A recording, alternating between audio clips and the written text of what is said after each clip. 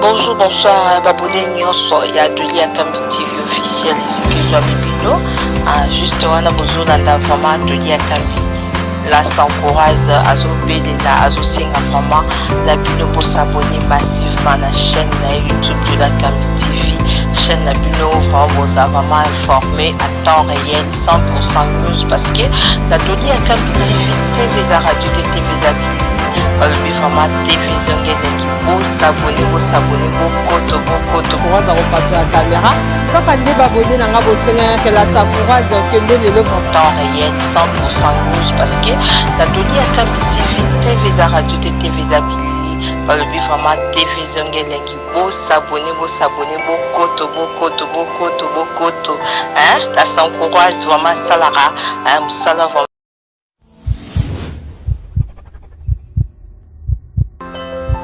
Bonjour, bonsoir.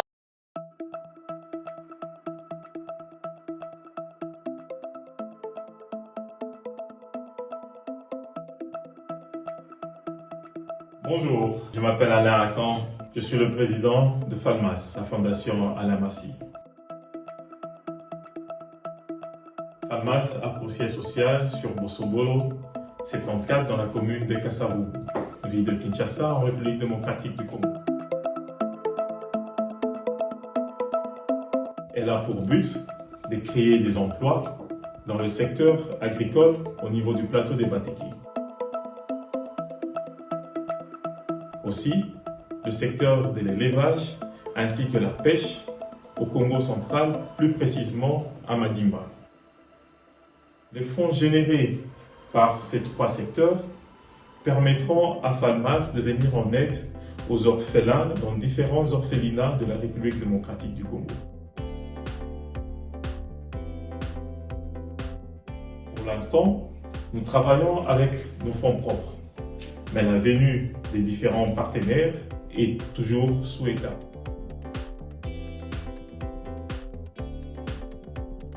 Nous avons effectué quelques actions. Nous avons visité d'un côté l'orphelinat Jésus et mon papa, qui est situé dans la commune de Kaouka, toujours en République démocratique du Congo, la ville de Kinshasa. Et de l'autre côté, nous avions visité des enfants au plateau des Bateki.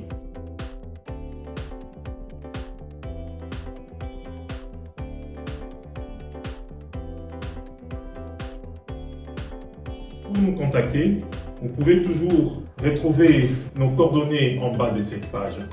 N'oubliez surtout pas de vous abonner sur notre page YouTube afin de suivre nos œuvres et pouvoir liker. Merci beaucoup.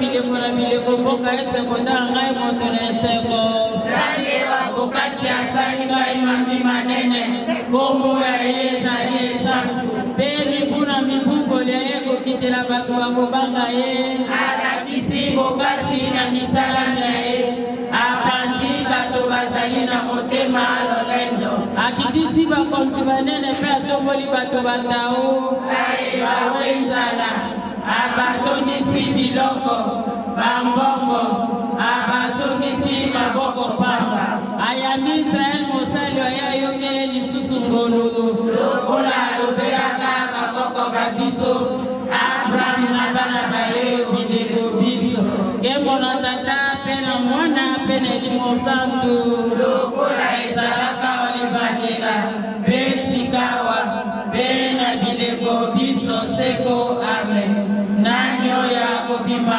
lokola tongo bonzenga lokola sanza akokenge lokola moi bokasi lokola lipinga ya basoda baketumba Mari obotami na mbindo te tosambela po ya biso toyomoka yo tosambela mokonzi Yesu Kristu molobeli wa biso mboka tata yo poni mama yo Sainte Maria azala mama pe molobeli wa biso mboka yo oya ngolu ya yo sala te bato baye kosenge makambo mayo bazwa maso na molobeli wa ye bongo basepela losambo ya suka losambo ya kosenga oyambi mama santu wa Nzambe toyeba ya yo kala tozali bato ya mawa tokosambela yo oboya biso te kasi ngono tankembo ta bolingo obikisa biso makambo nyonso Sainte Maria mama mabongi sambela po ya biso Sainte Mikaela Sainte Gabriel sambela po ya biso Angelu babateli babiso sambela po ya biso Sainte Yohane Mbatisi sambela po ya biso Sainte Pierre na Sainte Paulo sambela po ya biso sambela mokonzi tala biso tolingi kolanda bendele ya Maria salisa biso te toyamba motema monso mpe totia elikya se na yo bongo tokolonga mabe manso pesa biso boyambi bwa mpiko bokotinda te tosala mosala mwa yo na bolingi bwa sololo kolebende mpe tosalisa baninga mpo ya yo pesa biso boyambi bokasi totikala mobele motema mpiko okati ya malozi mpe ya minyoko maseye pesa biso boyambi bozangi tebe bokotinda biso tosala misala minene boya mopuse lokumu mpe kobikisa bato boya mpe Elimo Santu amen moboto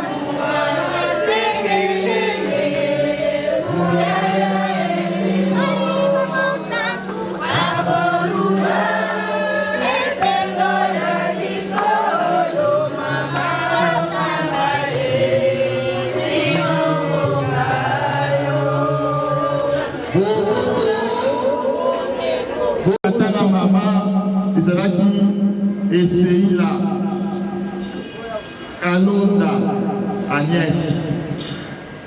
Maman Agnès abotami na Bokala.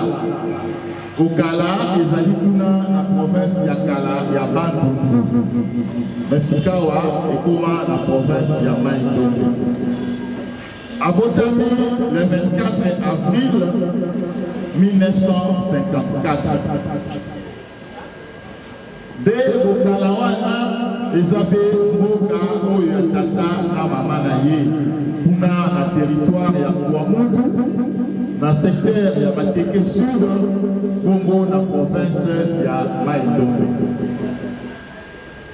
Azali mwana ya papa Mangatu Kasala Lubu et puis ya mama Dawe Yeke Ariel. Azalaki mwana ya mibale na kati ya famille ya bana 8. Bongo sikawa ndenge ya kufi misato pe bakufa ebatikali minei. Mama Agnès azalaki illettrée. Mama Agnès atangaki kelasi. Ya salaki école primaire na ye kuna na Bokala esika abotamaki. Azwaki certificat en 1964.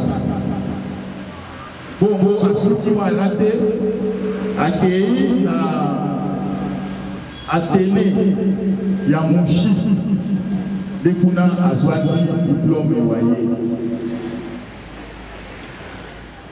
Mama Agnès abalaki na papa Mbuli Outo 1968. Et là, Maman Agnès a couffé. Yé na papa basali 53 ans de mariage. Tombé quand même un beau problème.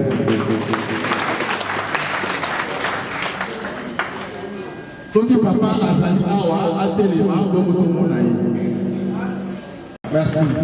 Parce que les alliés dans mon thème, mais quand c'est des sénors, il y a beaucoup d'athées. Pour être donc comme appel à ma boule à wana, ma incompréhension, et ça là, des robots.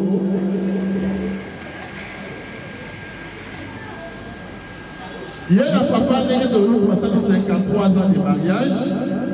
Bon, on a un papa qui préfère na Bandaka. Na libota na bango. Na mariage wa bango, baboti bana 8. Babali, basato, basi, tana.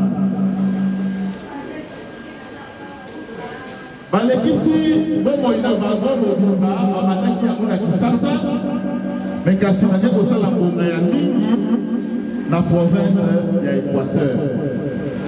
Papa azalaki préfet des études na wakati ya Mbandaka, na ya Lobo, na ya Mubu, na ya Losenga, na Monjamboli, na Umaki. Bisika nyonso bango batambolaki batikalaki jamais kokota ba église na bino réveil ministère et ceux de Jésus tout les batikala kolanda mouvement wana te na papa na mama bazalaki obeba katoliko batambwisi bana babango nyonso na nzela ya katoliko ata mwana moko te lelo akei na assemblée soki lenini obeteli bakosusu babango. Et bon, si quand sur les maman tellement attendue que là, ayebi kotaka, ayebi kokoba, ayebi koloba. Ce qui va conduire à l'invitation et c'est quand vous voyez, au moment là, vous dites, yo, vous campez les gens de mal. Donc, dans ma camion, ce qu'on va vous attendre, il y a un président, il y a les gens de Mali. Bon, autant pour Kobi, en 2009, papa a l'unité, Naï a l'émi. Vous avez fait la musique, Boété, Nalini n'a pas retraite,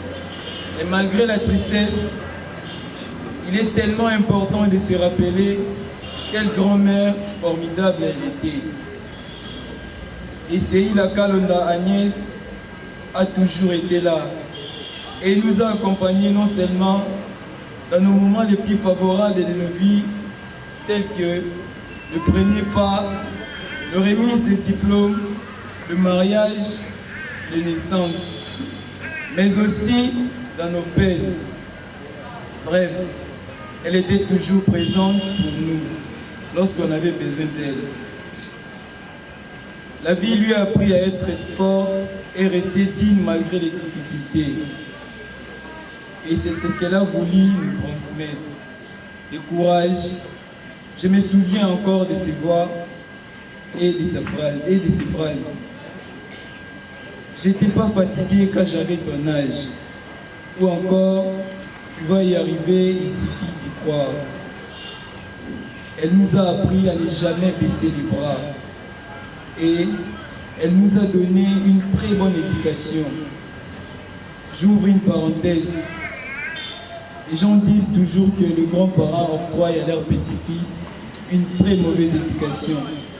Mais notre cas est exceptionnel, car nous avons reçu une très bonne éducation auprès d'elle, auprès de maman Coco Agnès. C'est elle qui m'a élevé jusqu'à ce niveau. Elle était très fière de ses enfants, très fière de ses petits-enfants, très fière de sa famille.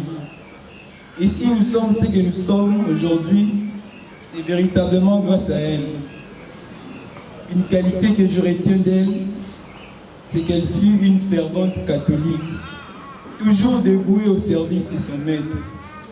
Légionnaire, choriste, ami Sacré-Cœur de Jésus, et j'en passe. L'auteur Jean Gastadi a écrit « Une grand-mère est l'histoire vivante de toute la famille et sa force infaillible. Il n'y a pas de formule plus vraie, plus appropriée pour définir ma grand-mère. Elle nous a donné tant d'amour tout au long de sa vie. Nous espérons lui avoir rendu ce qu'elle méritait. Elle nous a montré les chemins du Seigneur et nous sommes restés dans l'Église catholique jusqu'à ce jour et nous y resterons. Elle nous a quittés, mais cet amour est toujours présent et aussi fort. Chaque souvenir est ancré au plus profond de nous et sa voix gravée à jamais. Merci, grand-mère, de nous avoir donné cette force et ce courage dont tu nous parlais tant. Merci d'avoir fait de nous une famille très forte, une équipe soudée et unie.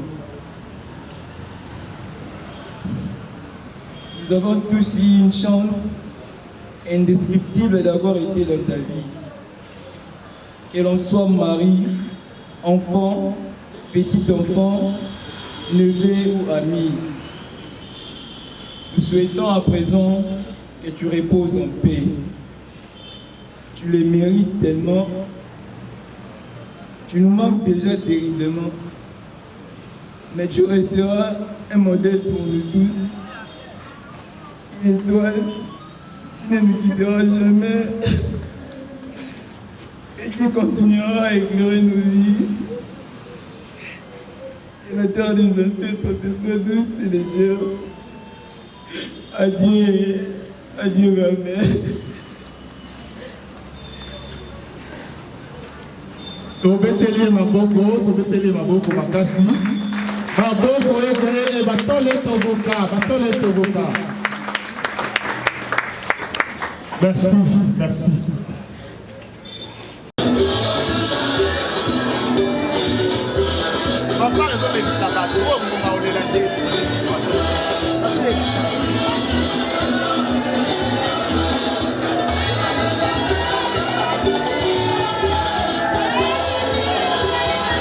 Dans Nicolo, c'est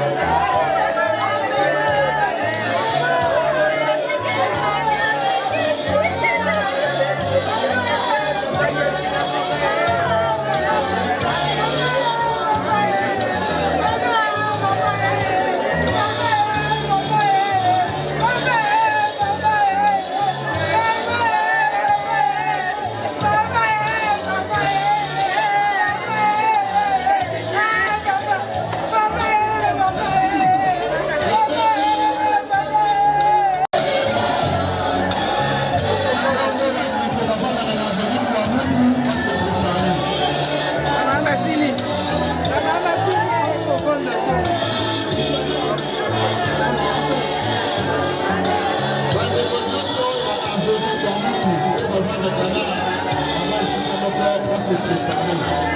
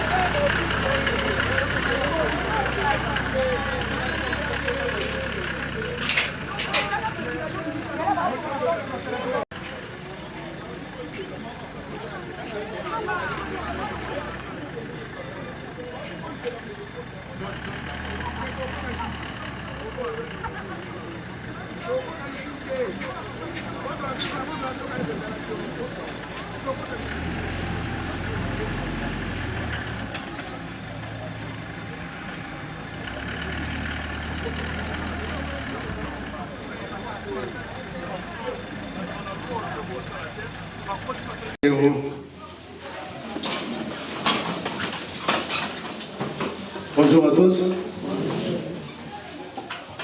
Avant toute chose, je voudrais vous souhaiter la bienvenue à notre nécropole. La nécropole de l'éternité de Célébambou. Toute l'équipe de la nécropole et moi-même vous présentons nos sincères condoléances.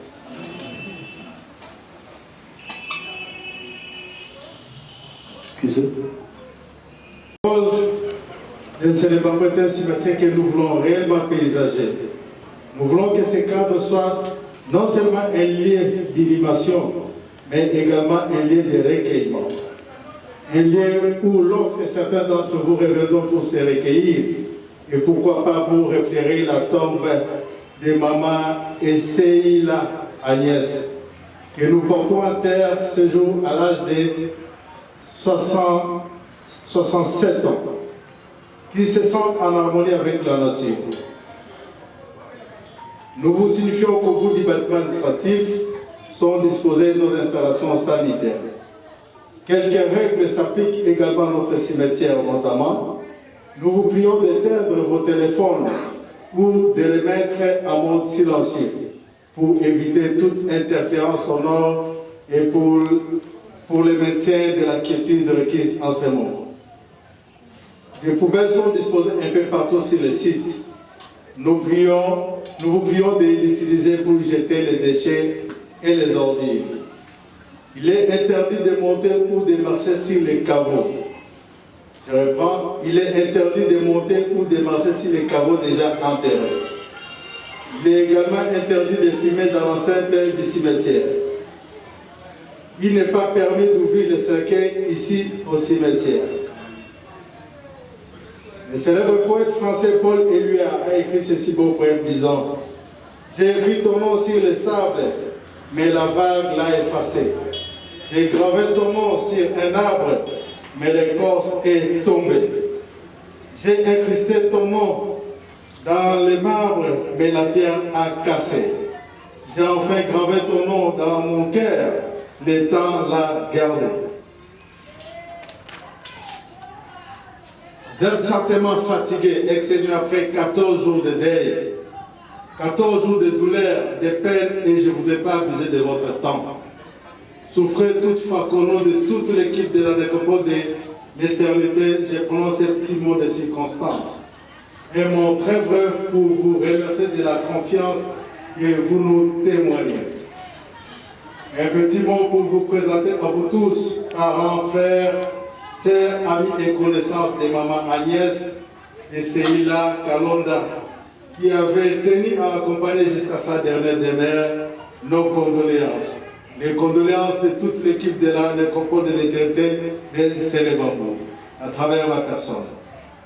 Ces petits mots, c'est également et surtout pour vous réconforter, car avec Agnès et Seila, vous avez fait tant de choses ensemble.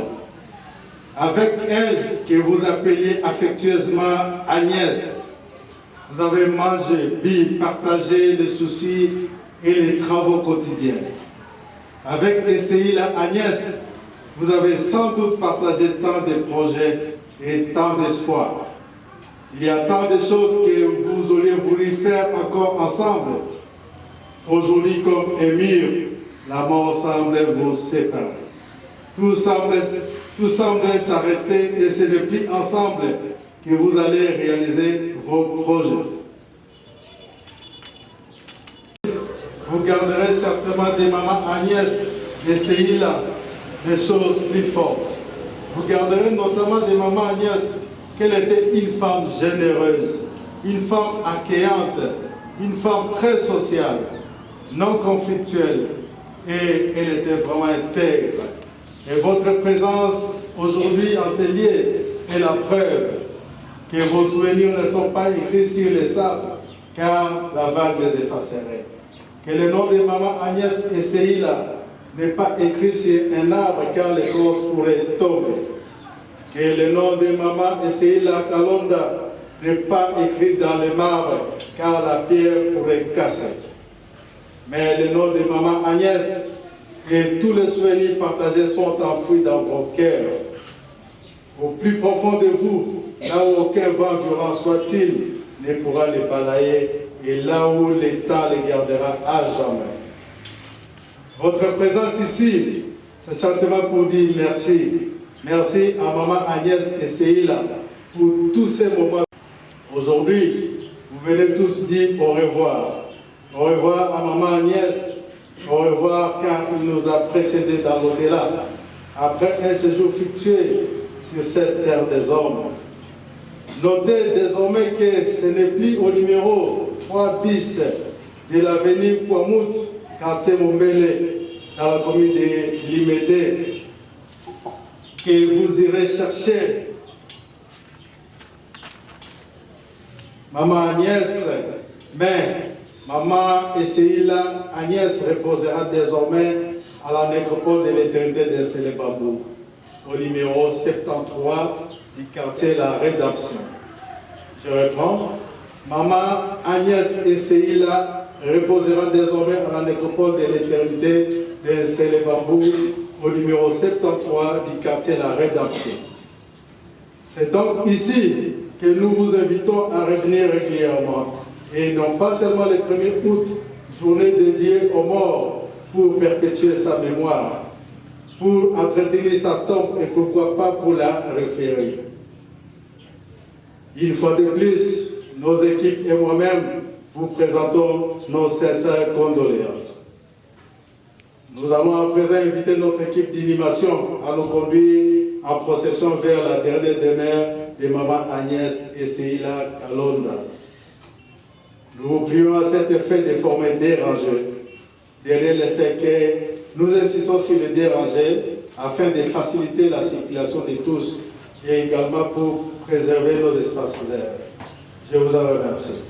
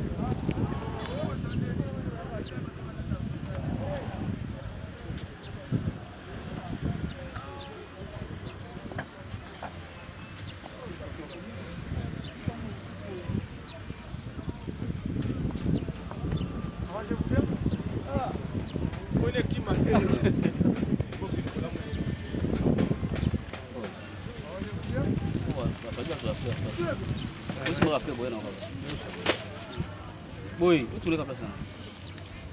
Bravo.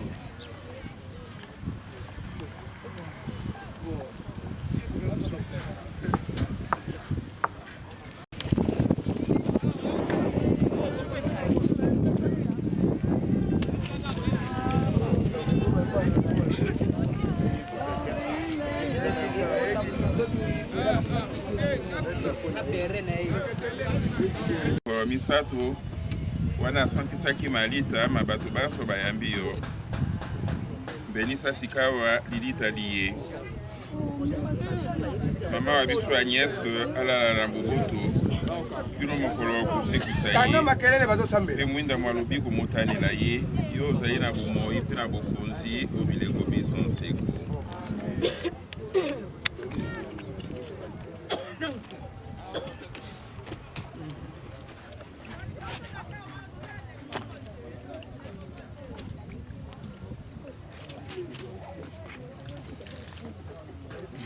ekufi ekoma nzoto ya ye ya nkembo lokola nzoto ya ye mei sika tokotika ndeko ya biso maboko ma Nzambe akamata ye oboboto ya ye asekusa ye omokolo mwa suka tata wa biso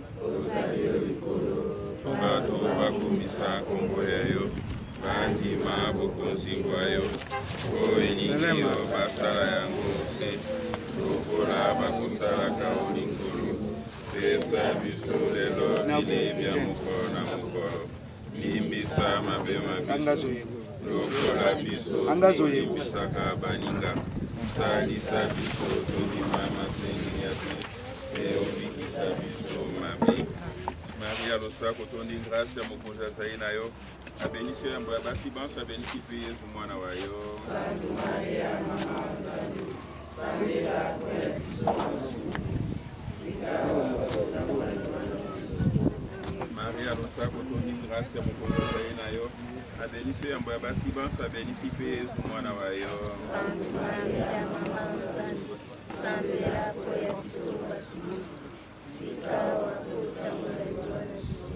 Maria losako tondi grâce ya mokonzi azali na yo abenisi yambo ya basi banso abenisi mpe Yesu mwana wa yo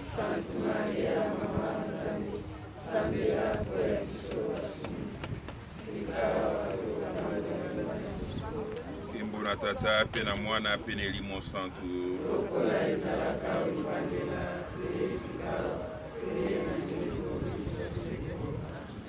mokonzi yokela mosali wa yo esiela kalonda Agnès mawa azalaki kotosa yo amipesaki na yo na nzela ya motema mosantu mwana wa yo Yesu amipesaki na yo na nzela ya lejo ya Maria amipesaki na yo na nzela ya boyembeli yo nzembo sika wazwa etumbu te omokili azalaki na boyambi asanganaki na bana bayo na bolingi bwa yo bonene osangisa ye sikawa na banzelu mpe na basantu po ya Kristo mokonzi wa biso Nzambe wa ngolu afungulula yo nzela ya likolo mwinda mwa lobiko motanela yo Katena nzembo ya mama Santa Maria nani oyo akobima lokola tongo kozenga lokola sanza akongenge lokola moi okasi lokola lipinga ya basoda baketumba motema mwangai mokokumisa mokonzi molimo mwangai mosepeli Nzambe mobikisi wangai Nzambe atali botauba mosaleli wa ye yango wana utolelo kino bileko na bileko mboka iso ekotanga motu wa esengo Nzambe wa bokasi asali ngai mambi manene kombo ya ye ezali esantu pe mibu na mibu ngolu ya ye ekokitela bato bakobanga ye alakisi bokasi na misala ya ye apanzi bato bazali na motema lolendo atimisi bakonzi banene pe atomboli bato batau bayeba wenzala abatondisi biloko bambongo abazongisi maboko pamba ayambi Israel mosaleli wa ye ayokeli ye lisusu ngolu lokola lobelaka bakoko ba biso Abraham na bana ba ye bileko biso Kembo na tata pe na mwana pe na Elimo Santu lokola ezalaka oliba Elimo Santu. Amen. Mama Maria, merci Mama. Uya ya yo togo senge amae oye bade tozali bana bayo ozala na biso seko.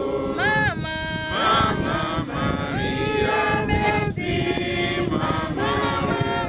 Uya ya yo togo senge mama oye bade tozali bana bayo ozala na biso seko. Bozanga chapele yanga ide ezali mbonda na pesimi yakobete bisika biso na pasito na esengo. Mama Maria, merci Mama. Uya ya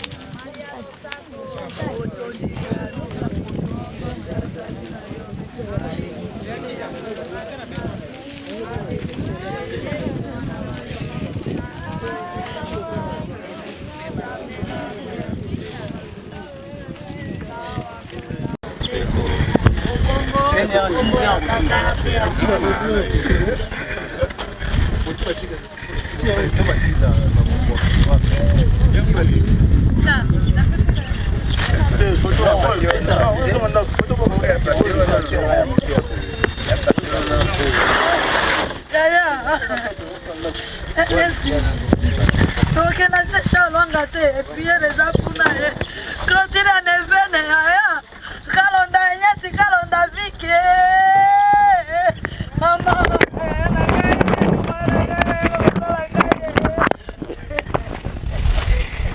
kai nyasi toka bode hana gai toka bode aya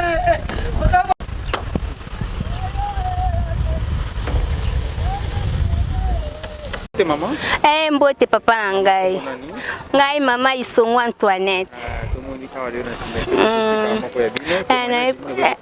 Bon mama biso Agnès azali choriste, azali kosekisa biso mingi. Azali gentil mingi. Soki ta ye retard bite. Na yaki kotekati. Ata na ye sikoyo na koyembela ka mokonzi. To sepelaki na mama biso makasi.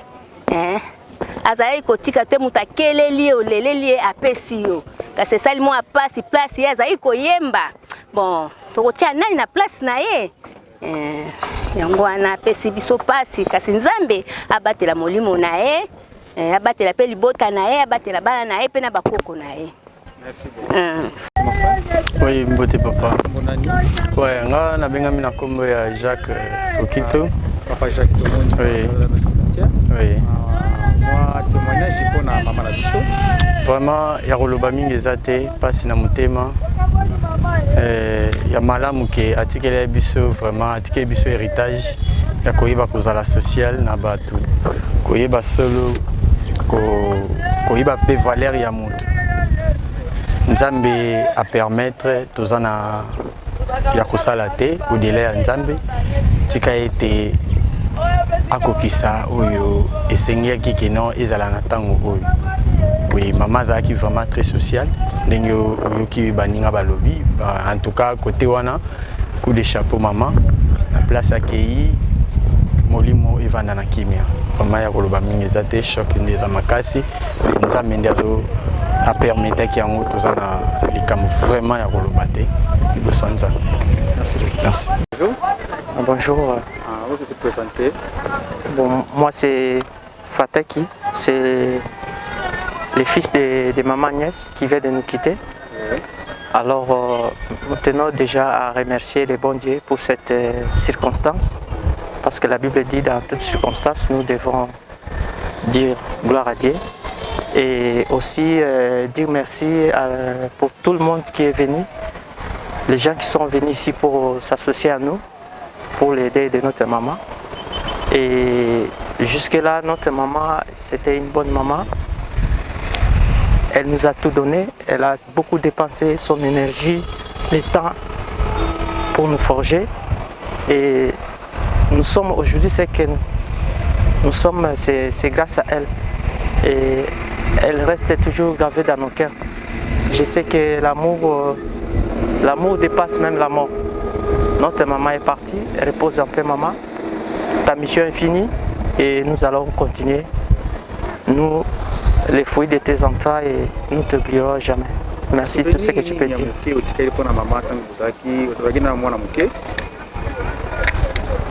Bon, toujours, il faut se battre. Il faut se battre. Pour ça, c'est l'exception. Voilà. Bonjour mon frère. Bonjour. Vous pouvez présenter aux Anani? Ngai nazali Jojo Mboni, le petit-fils ya maman Agnès wa Utikotika biso. Naza kokone ya liboso. Donc comme la Bible nous dit toujours, dans chaque circonstance, nous devons toujours rendre gloire et grâce à Dieu. Et de notre mieux, on a pu faire ce qu'on avait pu, mais Dieu a jugé bon de les retirer. Et elle a beaucoup fait pour nous. Beaucoup fait pour nous. Moi, témoignage pour la Coco. Vous avez dit la Coco na bino. Surtout moi, j'ai pu grandir chez elle. Dès l'enfance et maintenant là, j'ai atteint l'âge adulte. C'est grâce à elle. Et je le dis toujours que j'ai reçu une très bonne éducation envers elle. Parce que il y a d'autres enfants qui sont leurs propres parents, mais qui sont un peu la tête en l'air. Mais moi, j'ai vraiment reçu une très bonne éducation. Elle m'encourageait, elle me soutenait, elle m'aidait toujours à aller en avant. Donc, elle me manque déjà tellement et terriblement. Mais on ne peut que rendre gloire à Dieu et voir les autres choses qui peuvent venir en avance. Déjà, nous ne les oublierons jamais et nous continuerons toujours à prier pour elle. Et j'espère que là où elle est partie, elle se repose en paix. Merci.